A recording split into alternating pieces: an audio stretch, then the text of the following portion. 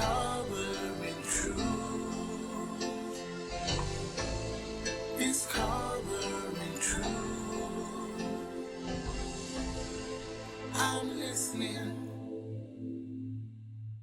Hello viewers, welcome again to Discovering Truth, and I am Pastor Forbes from the Gateway here in the Gambia. We're going to start a new series, just 3 parts, this Tuesday, next Tuesday, and the Tuesday after. And it's a question. It's a series entitled, What do you have in your hand? Or what do you have in your possession? And it's a question that God asked somebody in the Bible. And we're going to go straight into it. The second book of the Bible, the book of Exodus, the departure, the going away of the Hebrew people, the Israelites, after being in Egyptian bondage and slavery for 4 centuries, 400 years, actually 430.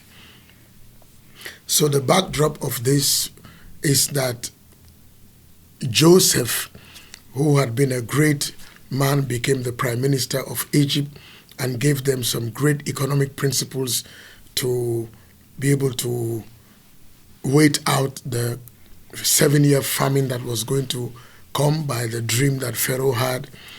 Joseph became a great person. Of course, he brought his father and his family, his brothers, to come into Egypt, but then he died. And by the time he died, there were 70 in number in that whole kingdom of Egypt, the then world power.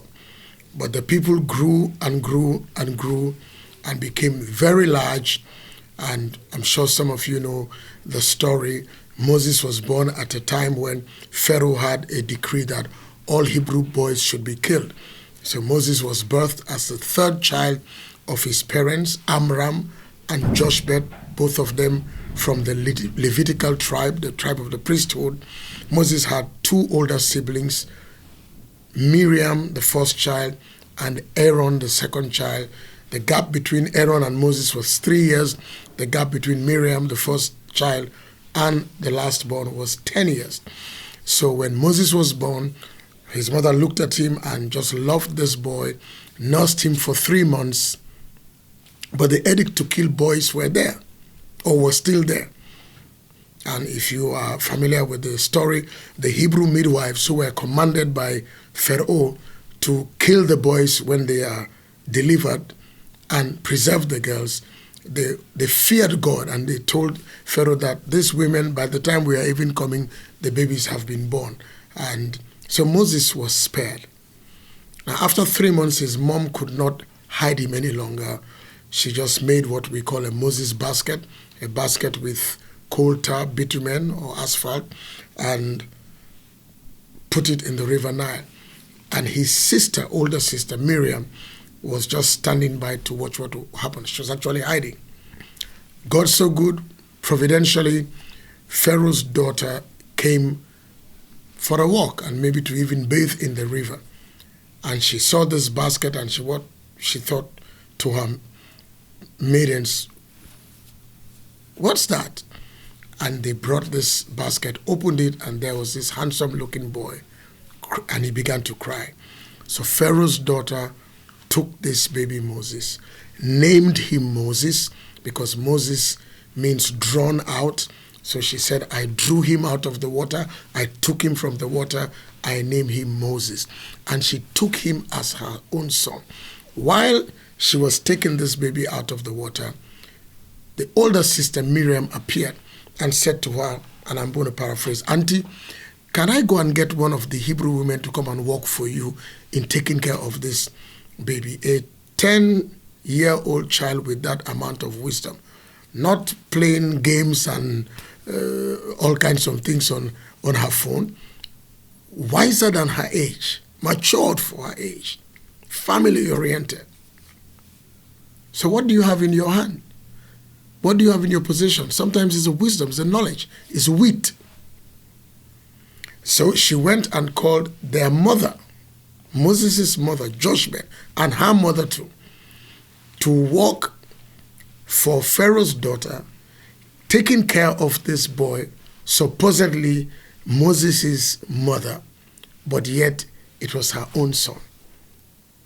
So the kingdom that wanted to kill this boy was the kingdom that brought him up at their expense, fed him, trained him, paid his mother for feeding him, and this was the same boy who destroyed the kingdom.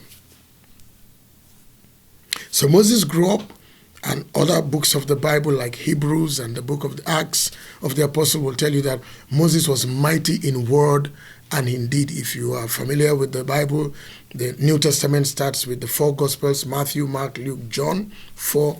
The 5th book is called the Acts of the Apostle. If you go to that book and the 7th chapter, you read it, Stephen the martyr was telling the story, and it gets to a part when he talks about how great and mighty Moses was.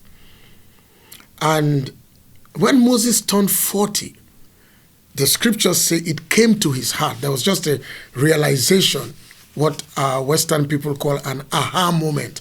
He had an aha moment. The penny dropped that he's supposed to be a deliverer of his people. He's not just here to enjoy the pleasures of Egypt and being a favorite son and being driven in chariots here and there, that there is purpose to life. And when we do not discover purpose, it can be very, very dangerous. At the very least, we can live a life that looks like successful, but is a failure. So with this understanding and urging and this stirring up in his heart, he walked around and he encountered an Egyptian beating a Hebrew and probably was going to kill him because the Hebrews were slaves and the Egyptians were their masters. So something arose in Moses. I don't know whether to call it righteous anger, holy anger, purposeful anger, vision anger, but he beat the Egyptian and killed him and hid his body, and everybody disappeared. The next day, he went to work for his constitutional, his work, and he found 2 Hebrew people arguing and maybe fighting. And he came to them and said, "No, my brothers, please, we are brothers, don't do that." And then one of them answered him, "Why are you coming? Who made you judge? Who made you law? You think you can kill us like you killed the Egyptian?" And at that point, Moses knew that what he had done was common knowledge. And it was going to get to Pharaoh, and he would be killed, especially for his historics. He didn't die at birth, and then he was brought up by the king's own daughter and trained, fed, educated, and now he's killing the people. So Moses fled to a land called Midian. Midian, M-E-D-I-A-N. Sorry, M-I-D-I-A-N, not M-E-D, not the Midian, M-I-D-I-A-N.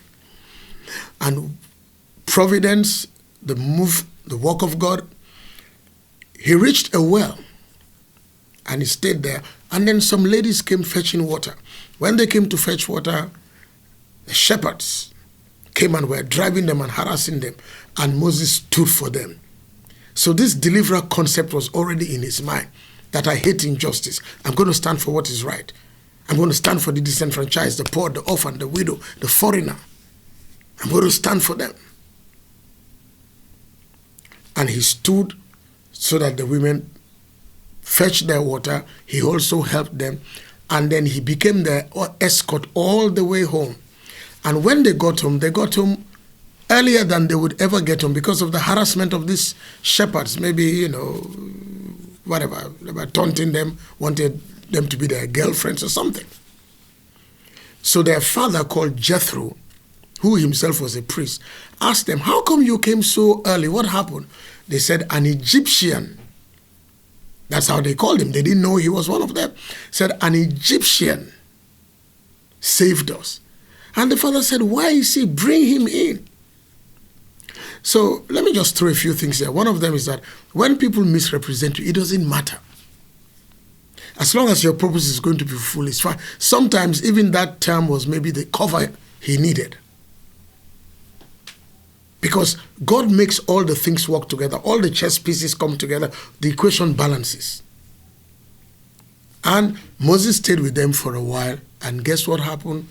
He married one of the daughters of Jethro, called Zipporah. And then they had a son called Gershon. So Moses began to work for his father-in-law.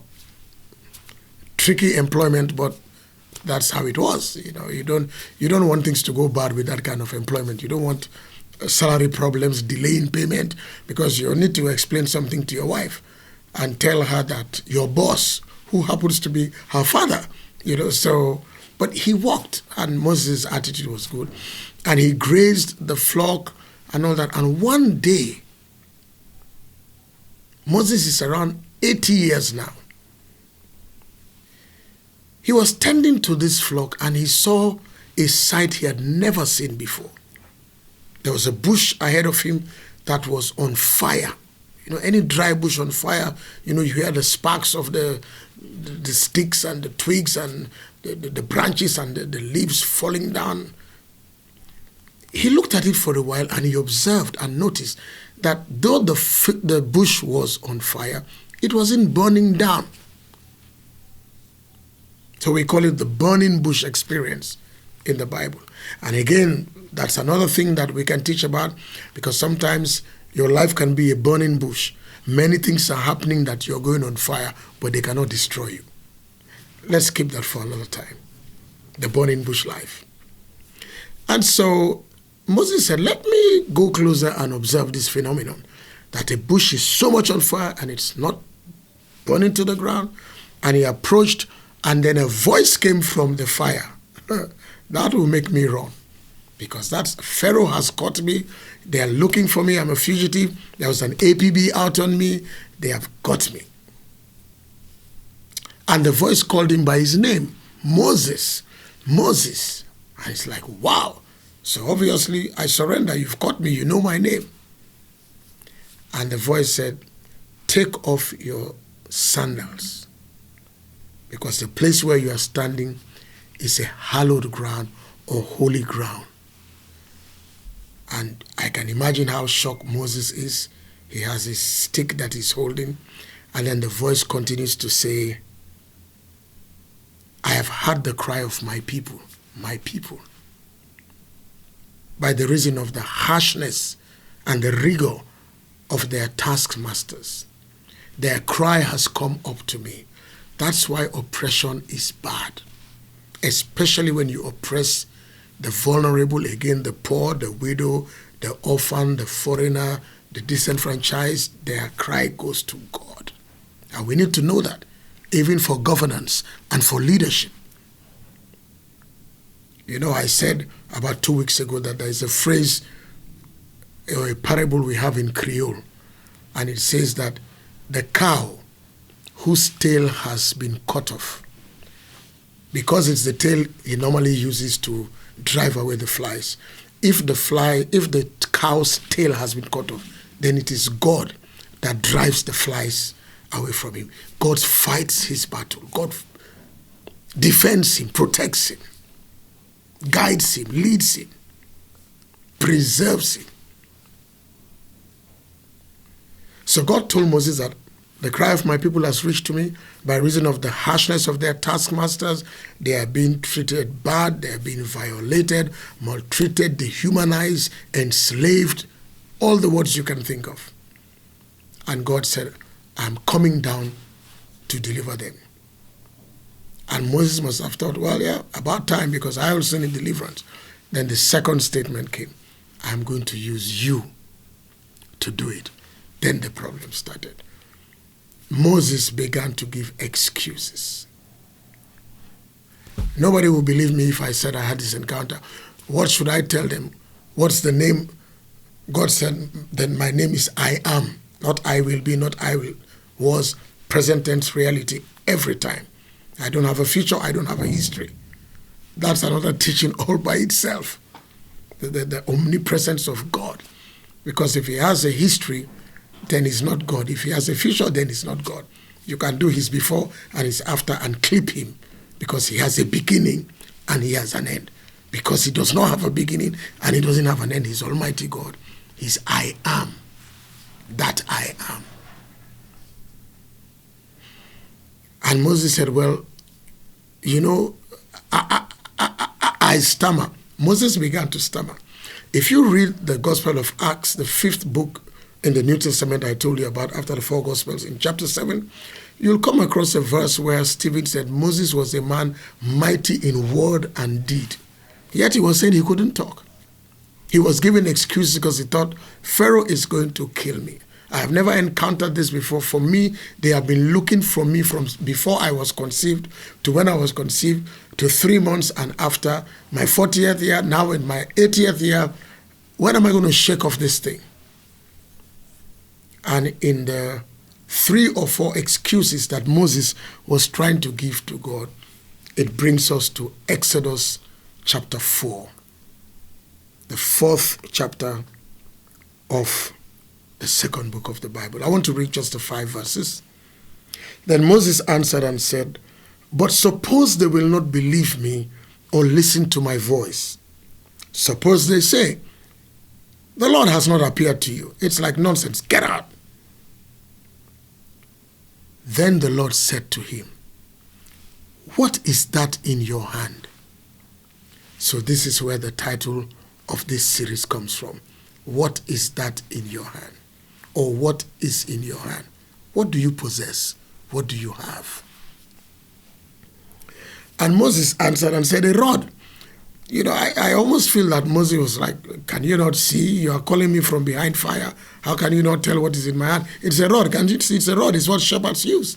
It's an ordinary rod. I'm also 80. I use it to walk, to help me balance."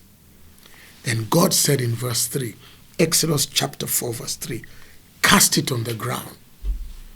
And Moses was like, "What's happening here?"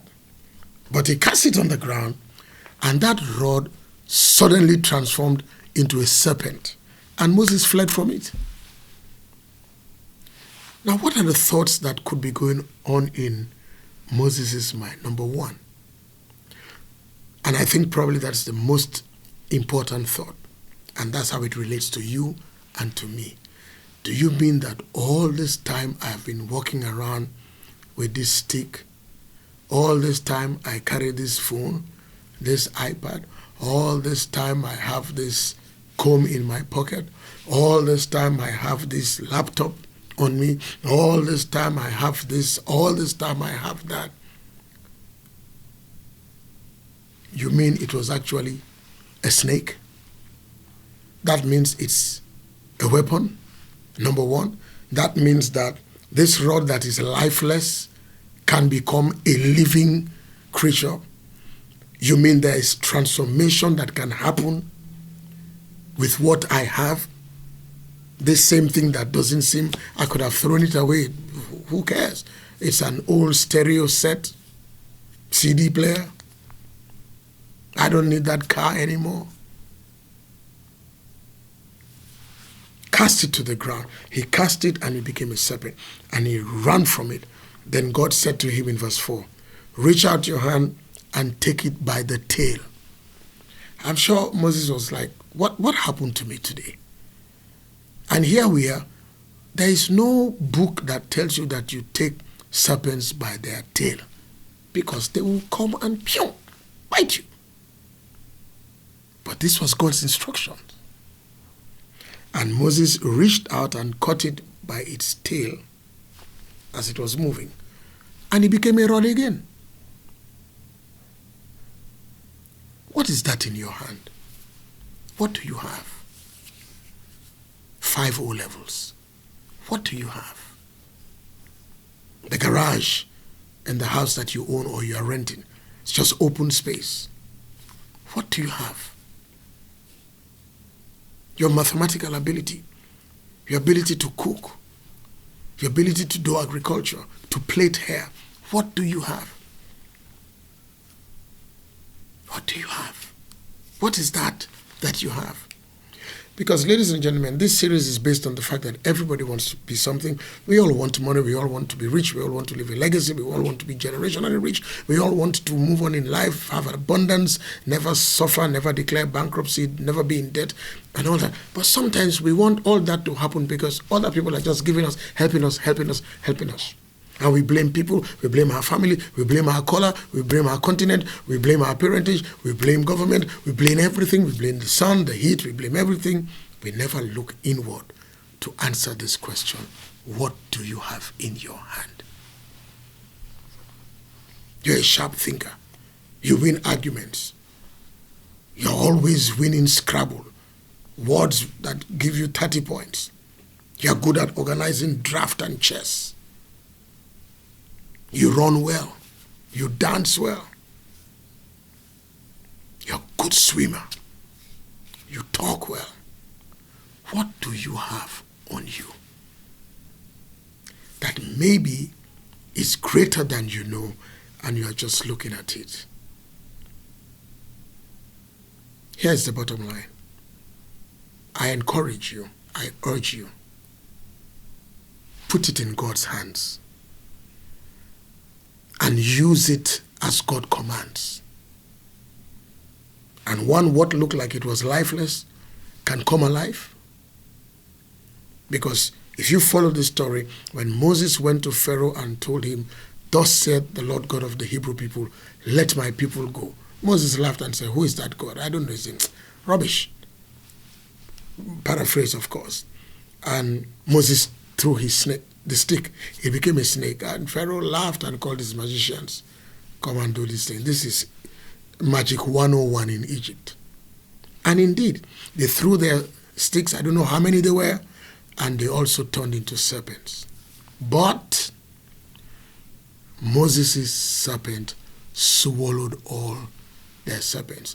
And when Moses picked up his serpent, it didn't become a rod this fat. It was the same thin rod. So your life, and many things we can do, and we are the same. And people can't second guess that. Is this the one you are talking about? Is this small girl, this man, is this the one that, how can this, no way, this is not possible. Because it's God. So you have to put it in God's hands. It means you must believe in him, believe in his redemption, believe in his salvation, and put your heart in the hands of the Savior, Jesus Christ. A stick becomes a snake. And yet when the competitors and the opponents and those who don't want to give you your liberty, they also do the same thing. Yours swallows them. What is that? That's superiority. Yes, you can do what I can do, but I can do it at a higher level because I have a higher backing than you know. What is that in your hand? Cast it to the ground. Reminds me of the fishermen in Jesus' day that had fished all night long. Peter, John, James, all of them fishermen by profession. And they caught nothing. They were discouraged. And Jesus came and told them, cast your net back. No time to argue. They did it. And they had a breakthrough catch until they had to call their neighbors to help them haul the fish. And as they were doing that, their boat and the neighbors' boats were beginning to sink because of the load, the catch.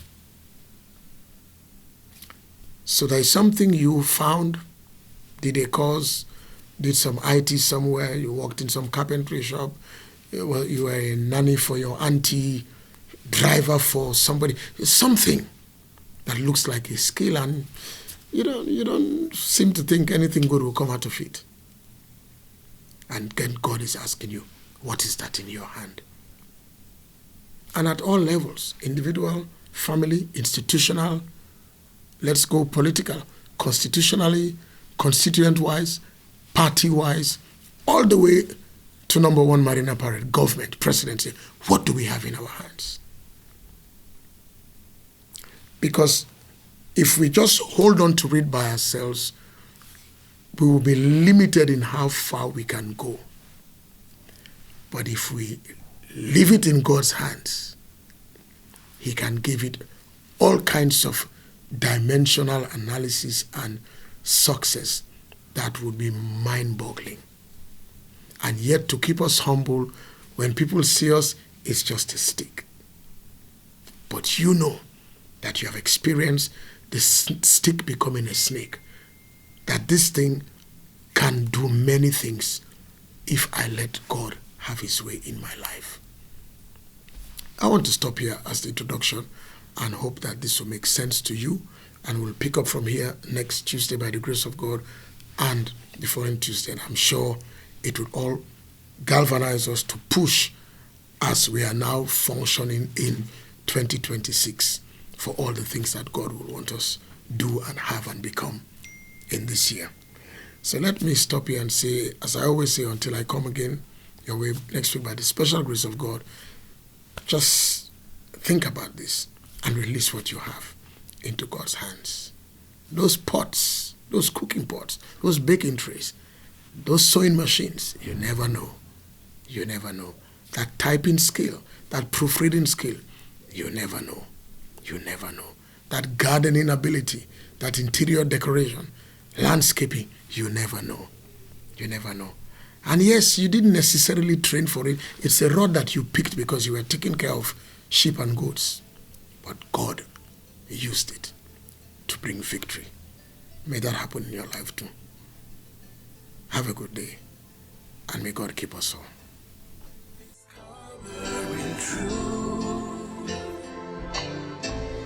Discover